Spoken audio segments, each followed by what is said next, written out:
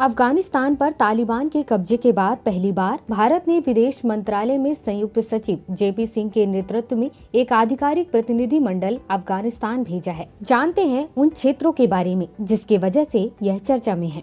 रुकी हुई बुनियादी ढांचा परियोजनाओं को फिर से शुरू करना, राजनयिक संबंधों को सक्रिय करना, अफगान छात्रों और मरीजों के लिए वीजा के मुद्दे को फिर से शुरू करना। अब देखते हैं भारत द्वारा अफगानिस्तान के लिए अब तक कौन कौन सी सहायता दी गई है। मानवीय सहायता के संदर्भ में देखें तो भारत द्वारा अब तक अफगान लोगों के लिए 20,000 मीट्रिक टन गेहूं, 13 टन दवाएं और कोविड टीकों की 5 लाख खुराक और सर्दियों के कपड़े भेजे जा चुके हैं। इस सहायता को संयुक्त राष्ट्र, विश्व स्वास्थ्य संगठन, विश्व खाद्य कार्यक्रम और यूनिसेफ जैसे अंतर्राष्ट्रीय संगठनों के माध्यम से वितरित किया गया है, क्योंकि इस सहायता सामग्री को वितरित करने के लिए अफगानिस्तान में भारत के पास लोग मौजूद नहीं थे।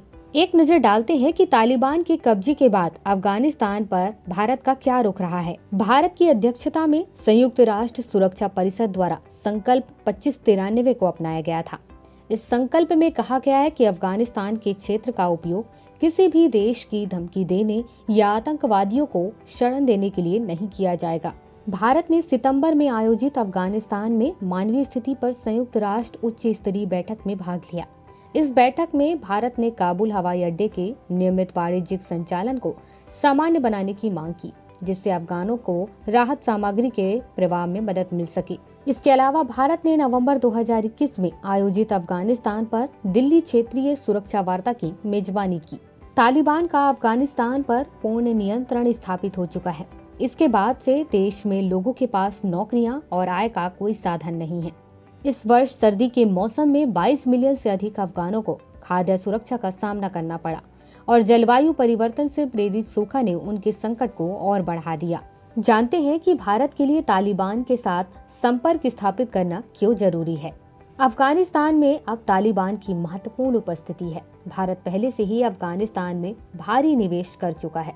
अपने 3 अरब डॉलर की परिसंपत्तियों की सुरक्षा हेतु भारत को अफगानिस्तान में सभी पक्षों के साथ संपर्क स्थापित करने चाहिए। तालिबान का पाकिस्तान के साथ गहन राज्य संबंध बनाना भारत के हित में नहीं होगा। यदि भारत ने अभी संपर्क स्थापित नहीं किए तो रूस, ईरान, पाकिस्तान और चीन अफगानिस्तान के राजनीतिक और भू राजनीतिक भाग्य निर्माता के रूप में उभरेंगे, जो निश्चित रूप से भारतीय हित के लिए हानिकारक होगा।